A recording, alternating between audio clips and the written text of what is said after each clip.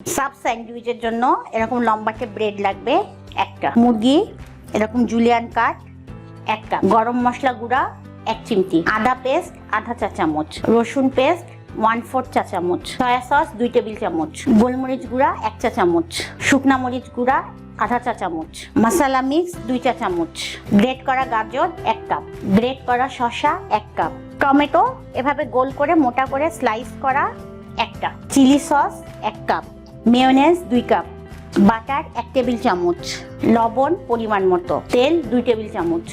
প্রথমে আমি প্যানটা চুলাতে গরম দিব, এরপরে এখানে প্রয়োজন মতো তেল দিয়ে নেব। আমি মুরগিটা প্রথমে একটু রান্না করে নেব। তেলটা গরম হয়ে গেছে, আমি এখানে ডাইরেক্ট এখন মুরগিটা দিয়ে দিব। এবার এর মধ্যে রসুন, পরিমাণ মতো আদা, এর সাথে এর মধ্যে একটু পরিমাণ মতো পানি দিয়ে নিব আগে আমি। এর মাঝে আমি একে একে সব মশলাগুলো দিতে থাকবো। গরম মশলা গুঁড়া, গোলমরিচ গুঁড়া,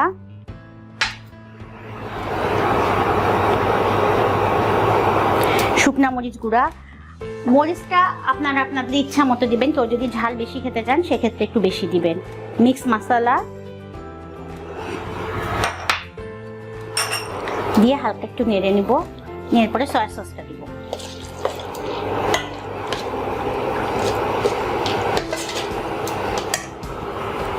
এখন এর মাঝে সয়া সসটা দিয়ে দিব।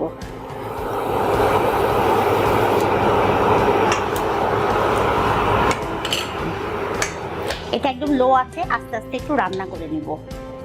এটা একটু জুসি থাকবে, খুব বেশি শুকনা হবে না, কেননা এটা আমরা স্যান্ডউইচটার ভিতরে স্টাফিং হিসাবে দিব, তো খুব বেশি ড্রাই হয়ে গেলে স্যান্ডউইচটাও ড্রাই হয়ে যাবে।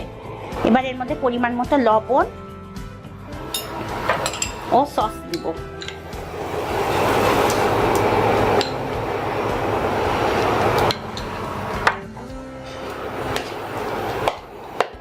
নিয়ে এবার এটা একটু মাখা মাখা করে রান্না করে নিব। এটা 10 মিনিট পরে আমরা যখন এটা মাখা মাখা হয়ে আসবে তখন আমরা এটা নামিয়ে ফেলবো। তাহলে 10 মিনিট পরে ফিরে আসছি।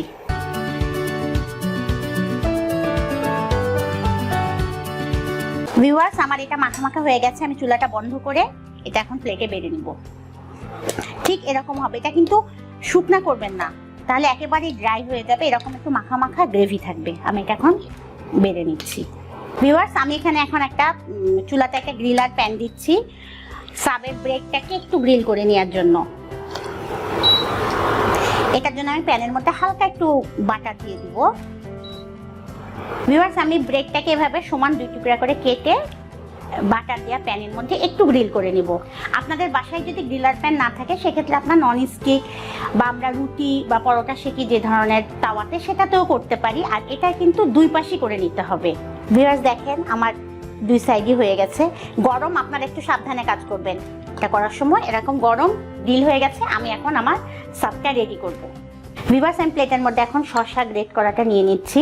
আপনারা চাইলে এখানে বাঁধাকপিও অ্যাড করতে পারেন, বাট বাঁধাকপিটা তো আসলে আমাদের সারা বছর এরকম ভালো পাওয়া যায় না, সেক্ষেত্রে বাঁধাকপির সাবস্টিটিউট হিসাবে আমরা শসাটা ইউজ করতে পারি। আর গাজর তো আমরা সারা বছরই এখন পাই। এর সাথে চাইলে আপনারা অন্যান্য ভেজিটেবল যে লাল বাঁধাকপি বা ক্যাপসিকাম সেটাও দিতে পারেন। এর মধ্যে আমি এখন একটু টমেটো সস দিব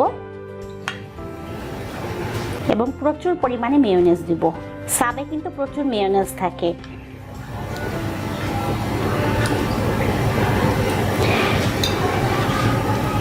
আমরা কিন্তু মেয়োনেজ দিয়ে জিনিস কখনোই চুলাতে গরম করব না, কারণ মেয়োনেজ কিন্তু একটা কোল্ড সস, এটা চুলাতে দিলে এটা আমাদের বডির জন্য হার্মফুল, যে কারণে আমরা ব্রেডটা আগেই টোস্ট করে নিয়েছি বাটার দিয়ে।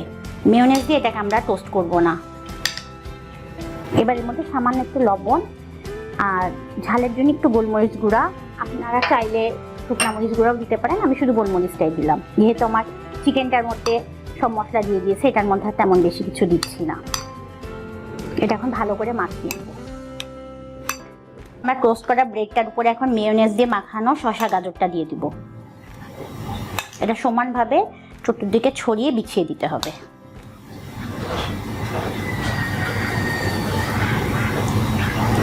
এর উপরে আগে থেকে রান্না করা চিকেনটা আমি দিয়ে দিচ্ছি।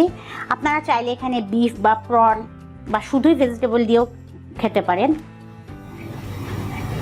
এটা আমরা সমানভাবে বিছিয়ে দেব। এবারে এর উপরে আবার মেয়োনিজ দিয়ে মাখানো শসা গাজরটা দিয়ে দিব। আপনারা চাইলে এখানে চিজও ব্যবহার করতে পারেন, বাট আমি করি নাই, চাইলে আপনি করতে পারেন। আমি এর উপরে টমেটো দিয়ে দিচ্ছি, আপনারা চাইলে এখানে ক্যাপসিকামও দিতে পারেন, আবার চিজও অ্যাড করতে পারেন। এবার আরেকটা পিস দিয়ে পরিবেশন করব। ভিউয়ার্স, আমার রেডি মজাদার সাব স্যান্ডউইচ। আপনারা এখন এভাবে পরিবেশন করে ফেলবেন এবং মজা করে খেয়ে আমাকে জানাবেন কেমন লাগলো।